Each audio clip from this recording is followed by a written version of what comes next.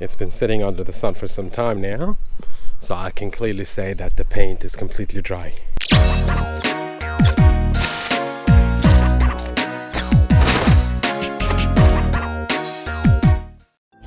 As you can clearly tell, we're planning to paint the sides. So we decided to start with the left side. As you can see, wet sanded, masked, and everything. This whole door with the other door, plus all this area. Hopefully we can get it painted, because I figured it's better to paint the side and then the other side, then you can just paint the roof. The roof, mind you, is actually ready for paint, but because it's it's a big flat panel, so it should be easy as just spray it and you'll be good to go. These, on the other hand, there's a lot of moving parts. You've got the door handles, you've got the mirrors, you've got the inside liners, so I figured it's better to paint it and install all the parts that I need to install on them. That way I can reduce some of the clutter that I've got in the garage.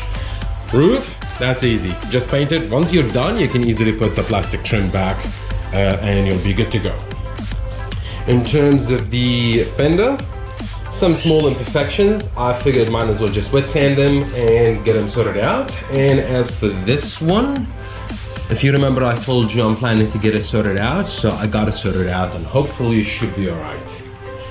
These are the door handles, all masked, and these are the mirrors as well. Hopefully we can get it painted. As you can see, everything is masked, so the light, the headlight, the bumper, everything should be protected. Hopefully no runs, no nothing for today. Let's give this one a go and hopefully we can get it sorted out, okay?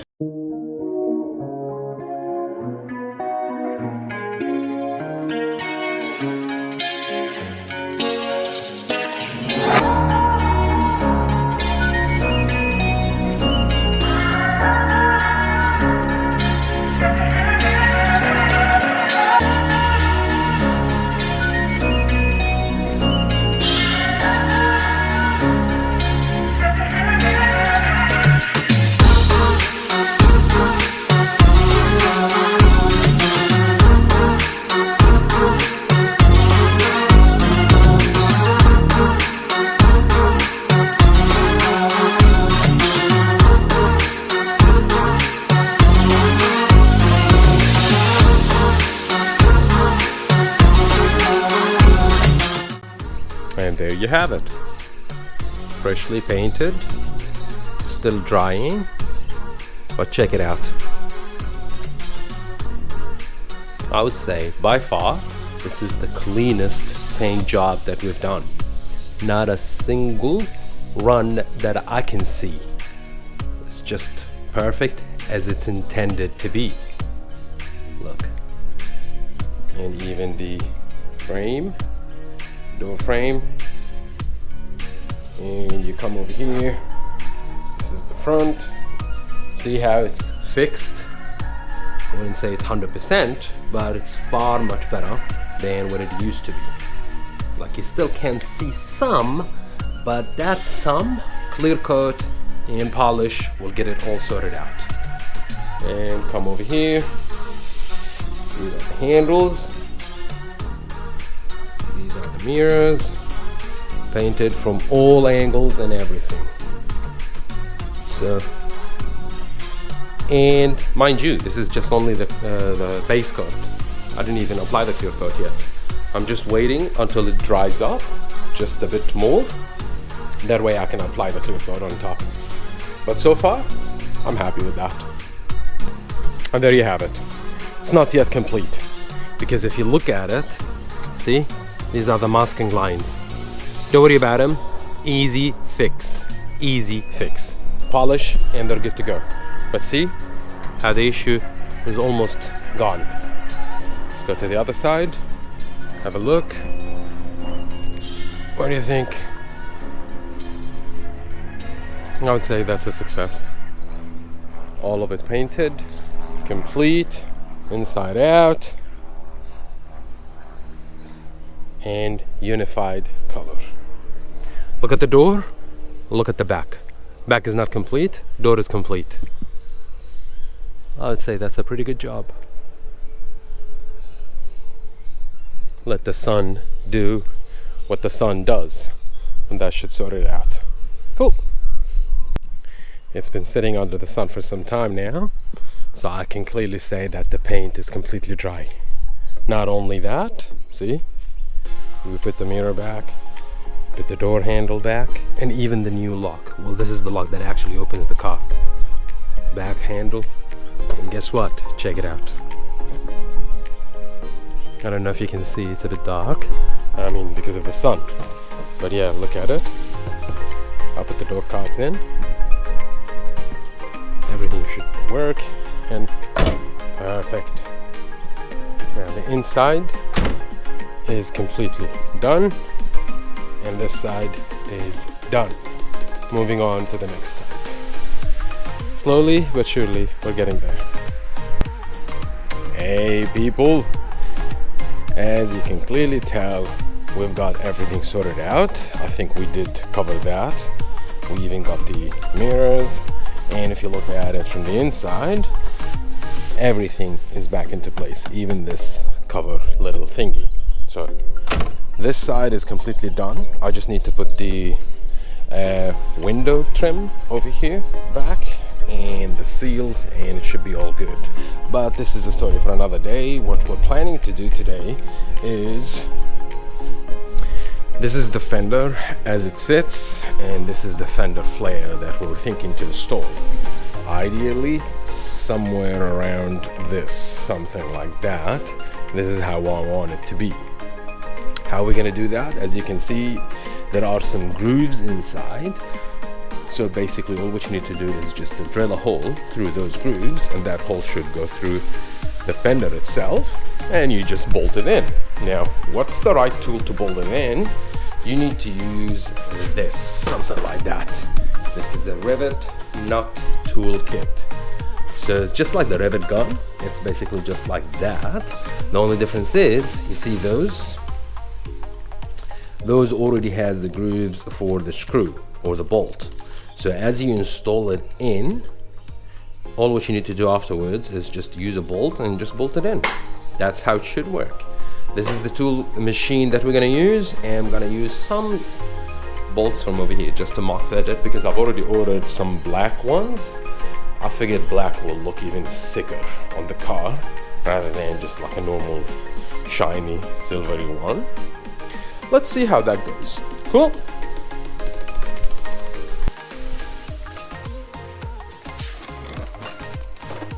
So, first order of business, you just mock fit, lining it up exactly where you want it to be.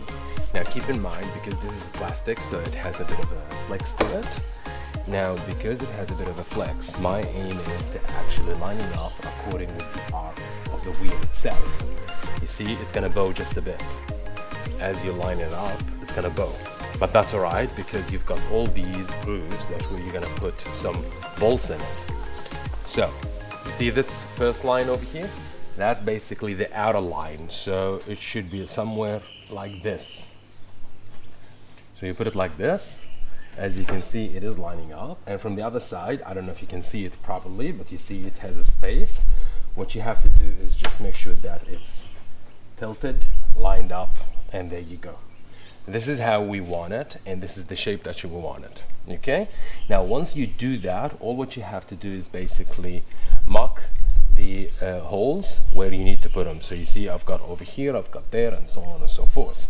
That's why you see me putting some masking tape at the back, because I don't want to ruin the paint. I just need to drill exactly in the same spot. So after you line up the outer line, and this is where you need to be, all what you have to do at that point is just ensure that the inner line is basically protected. The good thing about the masking tape is it sticks, but it wouldn't leave a mark as you leave it there. So what you have to do is just, once you're done with the holes and everything, you can easily remove that tape. But I'm not going to remove it just yet. I'll just ensure that it stays there until I'm done with the drilling, and probably mock test it just to see how it's going to look like. And because the bumper, bear in mind, the bumper, it's not properly installed. I told you that there is a screw over here that I didn't put it. That's why I used some tape in order to line it up and put it into place.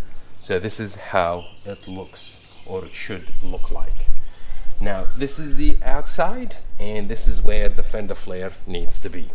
What I'm going to do now, to make it easier for me, I'll get a drill and drill the holes over here. That way, all what I have to do is just, as I line it over here, I just simply drill straight up into the metal or the fender. Okay, let me get that sorted out. It's just basically just get a normal drill bit and just do it there. That's it. Yeah, I don't know if you can see, but I drilled one hole over here, and I used just a standard bolt, just a normal bolt, just to put it inside. That way this one wouldn't shift left and right. This is basically the baseline one. So this is the first one. This is exactly what I want it to be. And to ensure that you got it correctly, what I've done is I bowed this one to the position that I wanted, and I drilled the other hole. So the other hole is basically filled and ready. So all what I need to do is just put a normal bolt and make sure to put it through the hole, and that basically put it into space. There you go. So this is how it should be. Now, the remaining holes, that's gonna be easy. All what I have to do is just put it like this, and you got your drill, and you start basically drilling. That's it. That's it. Let me finish the whole thing up, and I'll show you exactly how it's gonna look like, because once we're done, we need to start with the nut rivet gun, okay? And just like that, all the holes were drilled into space, and I ran out of bolts over here, so that's why I don't have that one. But you see all of them. And whilst it is bowed just a bit, that's all right, because at the end of the day, the bolts themselves, they're gonna hold it into place. So you can see how this is how it's gonna look like. I made sure to line it up with the groove itself, so that way it will have that mean look. Now this is early stages. My plan is to paint this one also the same color, and that will give the illusion of a wide body on the car. Now, once we're done with this one, now, as we've done with everything, all what we have to do is just simply remove it and start using the rivet or the bolt gun. So this is it. Now, the bolts that I bought, they're M3. Now M3, if you look at the tool kit, it basically has all the numbers. So M3 is the smallest one, and it comes with these rivets. See? Now how does it work? For those who don't know, it's basically you just put it on top of the machine, the gun, screw it in, and as you screw it in, you put this one through the hole and squeeze. As it squeezes, if you look closely here, you see these grooves. So this area does not have the inner thread for the bolt. This piece or this area is supposed to be bent, and as it bends, basically it allows you to stick it in. I'm just trying to see if there is a picture to show you. So these are the instructions. You remove, you install, you tighten, and blah blah blah blah, and you got it. Wait a minute. Yeah, there you go. See? Look at the picture. So after you drill the hole and you put the right M1, 2, 3, whatever it is that you want to put, and you put the screw nut into it, it's not properly lining up. But yeah, see, number 1, 2, 3. So number 3 is basically the final product as it ends. Once you squeeze it all up and you get the whole thing out, everything should be perfect, and you've got a place to screw a bolt in. That's basically the whole idea. Let's give it a go and try a couple ones for you guys just so that you can see them, and we can move from there, okay? So this is the gun, and I already put the attachment, which is this one. This is exactly what the screw that I need to use, so I'm using this one, okay? And this is the gun. Now, as you can see, it's all screwed all the ways to the end. So all what I have to do is just, as I put it in, let me just see which one is the best angle for you guys to see. So there you go. You just put it inside, just like so, all the way to the end, and that's it. Squish. as you squish, there you go, it's done. You just need to to loosen it basically, and you're good to go. See?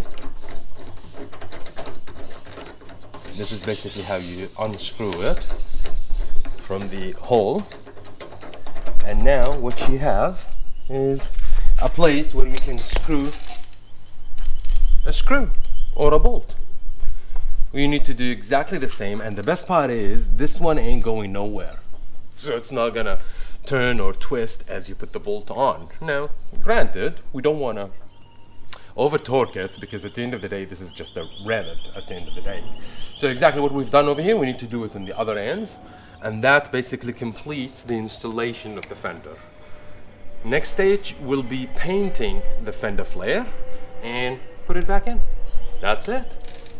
I'll finish this one. I'll start doing the other side as well. I'll make sure to line it up on the same sizes, same what do you call it, dimensions, and pretty much everything. That way it'll look perfect.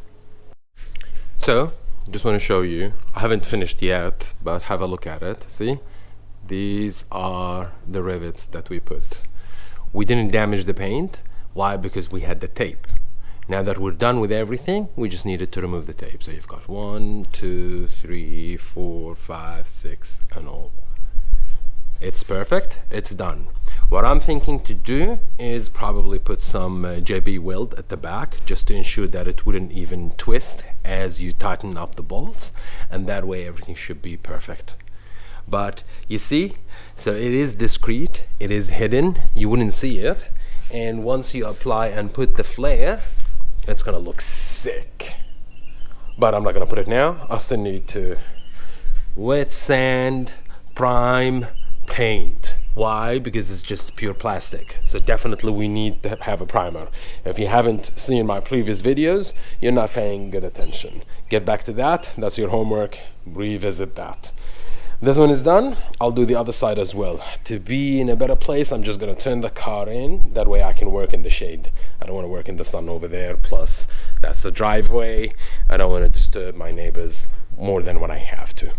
All right? You don't need to see that. It's exactly what we've done over here, but repeat. That's it.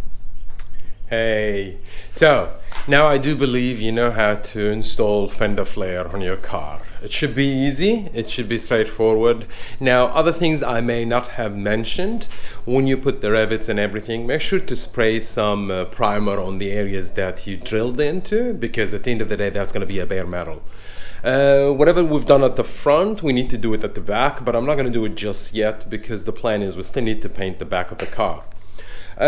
Easy video, everything is fine, so far so good. All what I need to do is just tidy up some loose ends, waiting for the bolts as they come, then I'll test fit them properly, and I'll send you guys some pictures on that, and you can see them on Instagram. If you like what you see, please consider subscribing, and you take care of yourself until I see you next time, okay? Yalla.